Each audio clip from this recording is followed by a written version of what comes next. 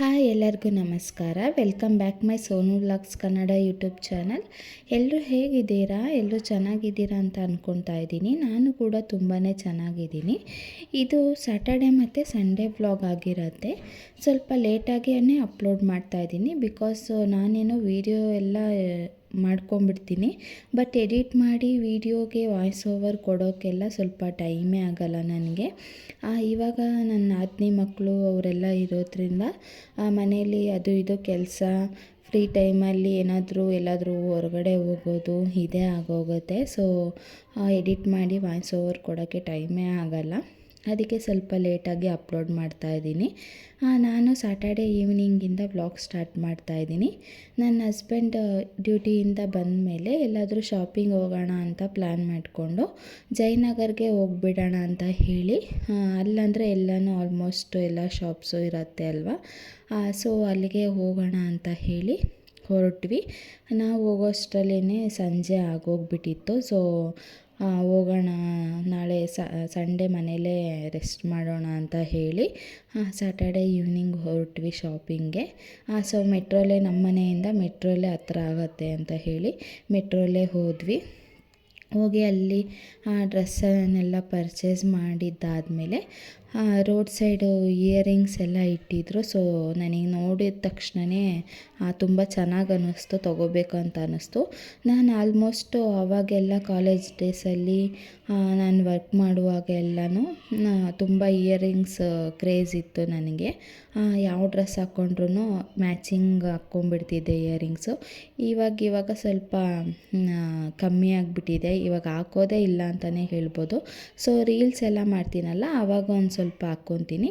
ನನಗೇನೋ ಅದು ನೋಡಿದ ತಕ್ಷಣವೇ ಚೆನ್ನಾಗಿ ಅನ್ನಿಸ್ತು ಅಂತ ಒಂದು 2 ಜೊತೆ ತೊಗೊಂಡೆ ಇಯರಿಂಗ್ಸು. ತುಂಬ ಚೆನ್ನಾಗಿತ್ತು. ಹಾಗೆ ಅಲ್ಲಿ ನನಗೆ ಟೀ ಶರ್ಟ್ಸ್ ಎಲ್ಲ ತೊಗೋಬೇಕಿತ್ತು ಸ್ವಲ್ಪ. ಅಲ್ಲಿರೋದೆಲ್ಲ ನನಗೆ ಅಷ್ಟು ಇಷ್ಟ ಆಗಲಿಲ್ಲ ಅಂತ ಹೇಳಿ ಜುಡಿಯೋಗೆ ಹೋಗಿ ಅಲ್ಲೇ ಟೀ ಶರ್ಟ್ ಎಲ್ಲ ಪರ್ಚೇಸ್ ಮಾಡಿಕೊಂಡು ಬಂದ್ವಿ. ಸೊ ಲೇಟ್ ಆಗಿಬಿಟ್ಟಿತ್ತು, ಎಲ್ಲ ಅಲ್ಲೇ ತಿರುಗಾಡಿ ಎಲ್ಲರಿಗೂ ಟಯರ್ಡ್ ಆಗಿಬಿಟ್ಟಿತ್ತು ಮಕ್ಕಳಿಗೆಲ್ಲ. ಇಲ್ಲಿ ದೋಸೆ ಫೇಮಸ್ ಅಂತ ನನ್ನ ತಂಗಿ ಹೇಳಿದ್ಲು. ಇದು ದೋಸೆ ಕ್ಯಾಂಪ್ ಅಂತ ಹೇಳಿ. ನಾನು ಯಾವತ್ತೂ ಬಂದಿರಲಿಲ್ಲ, ಇದೇ ಫಸ್ಟ್ ಟೈಮ್ ಇಲ್ಲಿ ಬಂದು ಟೇಸ್ಟ್ ಮಾಡ್ತಾ ಇರೋದು. ಟೇಸ್ಟ್ ಮಾತ್ರ ತುಂಬಾ ಚೆನ್ನಾಗಿತ್ತು. Especially mango juice taste wise ಮಾತ್ರ ತುಂಬ ಚೆನ್ನಾಗಿತ್ತು. ತುಂಬ ಫ್ರೆಶ್ ಆಗಿತ್ತು ಅಂತಲೇ ಹೇಳ್ಬೋದು.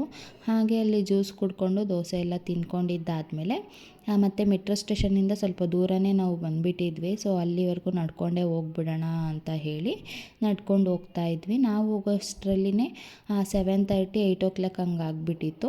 ಸೊ ನನ್ನ ಮಗನಿಗೂ ಊಟದ ಟೈಮಿಂಗ್ಸ್ ಆಗೋಗ್ಬಿಟ್ಟಿತ್ತಲ್ವ. ಅಲ್ಲೂ ಅವನು ಜ್ಯೂಸು ಕುಡಿಲಿಲ್ಲ, ದೋಸೆನೂ ತಿನ್ಕೊಳ್ಲಿಲ್ಲ. ಅವನು ಔಟ್ಸೈಡ್ ಎಲ್ಲಾದರೂ ಬಂದರೆ ಫುಡ್ ಅವನು ತಿನ್ನೋದೇ ಇಲ್ಲ ಸರಿಯಾಗಿ. ಸೊ ಹಂಗಾಗಿ ನಾವು ಬೇಗನೆ ಹೊರಟ್ವಿ. ಇನ್ನೂ ಅವನಿಗೇನಾದ್ರು ಊಟ ಏನಾದ್ರು ತಂದುಬಿಟ್ಟಿದ್ರೆ ನಾವು ಇನ್ನೂ ಶಾಪಿಂಗ್ ಮಾಡೋ ಇದರಲ್ಲೇ ಇದ್ವಿ ನಾವು. ಸೊ ಅವನಿಗಂತಾನೆ ಹೊರಟ್ವಿ, ಆದ್ರೂ ಲೇಟ್ ಆಗಿಬಿಟ್ಟಿತ್ತು. ಸೊ ಅಲ್ಲಿಂದ ಮೆಟ್ರೋ ಸ್ಟೇಷನ್ಗೆ ನಡ್ಕೊಂಡೋಗಿ ಅಲ್ಲಿಂದ ಮನೆಗೆ ಹೊರಟ್ವಿ. ಸೊ ಮನೆಗೆ ಹೋದ್ಮೇಲೆ ಎಲ್ಲರಿಗೂ ಫುಲ್ ಟಯರ್ಡ್ ಆಗಿಬಿಟ್ಟಿತ್ತು. ಮನೆಯಲ್ಲೇ ಎಲ್ಲ ಮಧ್ಯಾಹ್ನದ್ದು ಸಾಂಬಾರೆಲ್ಲ ಇತ್ತು. ಸೊ ಅದಕ್ಕೆ ಎಲ್ಲ ಅನ್ನ ಮಾಡಿಕೊಂಡು ನಾವು ಊಟ ಮಾಡಿಕೊಂಡು ನನ್ನ ಮಗನಿಗೂ ಊಟ ಮಾಡಿಸಿ ರೆಸ್ಟ್ ಮಾಡಿದ್ವಿ. ಮತ್ತು ವೀಡಿಯೋ ಕಂಟಿನ್ಯೂ ಮಾಡಲಿಲ್ಲ ಮನೆಗೆ ಹೋದ್ಮೇಲೆ.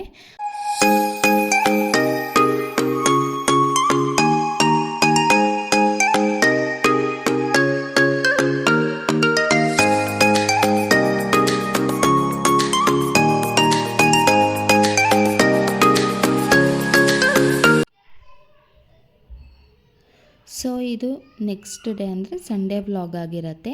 ನಾವು ಶಾಪಿಂಗ್ ಎಲ್ಲ ಮುಗಿಸ್ಕೊಂಡು ಮನೆಗೆ ಬಂದು ಊಟ ಮಾಡಿ ರೆಸ್ಟ್ ಮಾಡಿ ಫುಲ್ ಟಯರ್ಡ್ ಆಗಿಬಿಟ್ಟಿದ್ವಿ. ಸೊ ಮಾರ್ನಿಂಗ್ ಎಲ್ಲರೂ ಸ್ವಲ್ಪ ಲೇಟಾಗಿಯೇ ಎದ್ವಿ. ಸೊ ಸಂಡೇ ಆಗಿರೋದ್ರಿಂದ ಎಲ್ಲರೂ ಸ್ವಲ್ಪ ಲೇಟಾಗಿಯೇ ಎದ್ವಿ.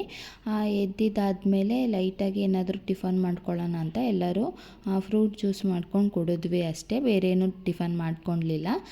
ಸೊ ಸಂಡೇ ಅಲ್ವಾ ಇವತ್ತು, ಏನಾದರೂ ನಾನ್ ವೆಜ್ ಮಾಡ್ಕೊಳ್ಳೋಣ ಅಂತ ಹೇಳಿ ನನ್ನ ಹಸ್ಬೆಂಡ್ ಬೆಳಗ್ಗೆನೇ ಹೋಗಿ ಮಟನ್ ಮತ್ತು ಚಿಕನ್ನು ತಂದುಕೊಟ್ರು. ಮಟನ್ ಸಾಂಬಾರು ಥರ ಮಾಡಿಕೊಂಡು ಚಿಕನ್ನ ಕಬಾಬ್ ಮಾಡ್ಕೊಳ್ಳೋಣ ಅಂತ ಹೇಳಿ ಎಲ್ಲ ರೆಡಿ ಮಾಡ್ಕೊಳ್ತಾ ಇದ್ವಿ.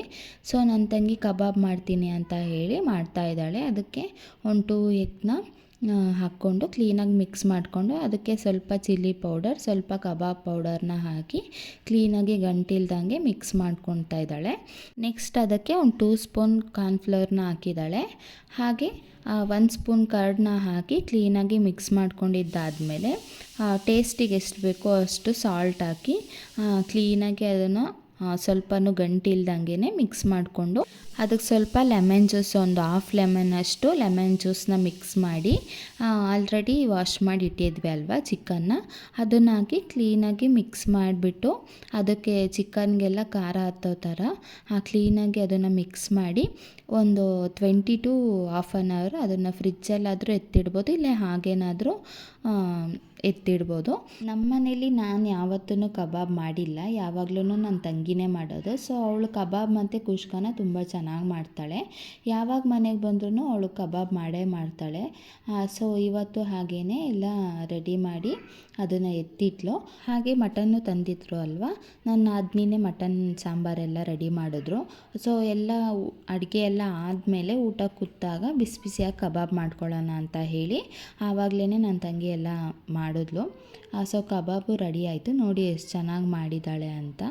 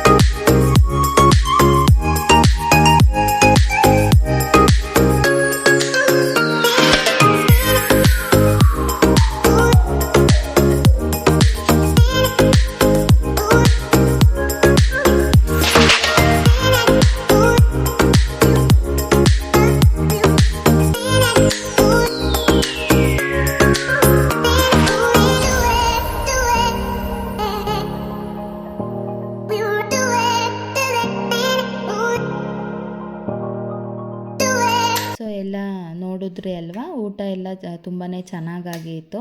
ಅಡಿಕೆ ತಟ್ಟೆಗಳೆಲ್ಲ ಮನೇಲಿತ್ತು, ಅಮ್ಮ ತಂದು ಕೊಟ್ಟಿರೋದು. ಸೊ ಅದರಲ್ಲೇ ಊಟ ಮಾಡಿದ್ರೆ ಚೆನ್ನಾಗಿರುತ್ತೆ ಅಲ್ವಾ ಅಂತ ಹೇಳಿ ಅದರಲ್ಲೇ ಊಟ ಮಾಡಿಕೊಂಡು, ಸೊ ಊಟ ಎಲ್ಲ ಆದಮೇಲೆ ಲೂಡೋ ಗೇಮ್ ಮಾಡ್ಕೊಂಡು ಕೂತಿದ್ರು ಎಲ್ಲರೂ. ಹಾಗೆ ಇವತ್ತಿನ ವ್ಲಾಗ್ನ ನಾನು ಇಲ್ಲಿಗೆ ಎಂಡ್ ಮಾಡ್ತಾ ಇದ್ದೀನಿ. ಐ ಹೋಪ್ ಈ ವಿಡಿಯೋ ನಿಮ್ಮೆಲ್ಲರಿಗೂ ಇಷ್ಟ ಆಗುತ್ತೆ ಅಂತ ಅನ್ಕೊತಾ ಇದ್ದೀನಿ. ಹಾಗೆ ಯಾರೆಲ್ಲ ನನ್ನ ವಿಡಿಯೋನ ಸಬ್ಸ್ಕ್ರೈಬ್ ಮಾಡ್ಕೊಂಡೇ ನೋಡ್ತಾ ಇದ್ದೀರಾ, ಪ್ಲೀಸ್ ಸಬ್ಸ್ಕ್ರೈಬ್ ಮಾಡಿಕೊಂಡು ನೋಡಿ. ನೆಕ್ಸ್ಟ್ ವಿಡಿಯೋದಲ್ಲಿ ಸಿಗ್ತೀನಿ ಅಂತ ಹೇಳ್ತಾ ಥ್ಯಾಂಕ್ ಯು ಫಾರ್ ವಾಚಿಂಗ್.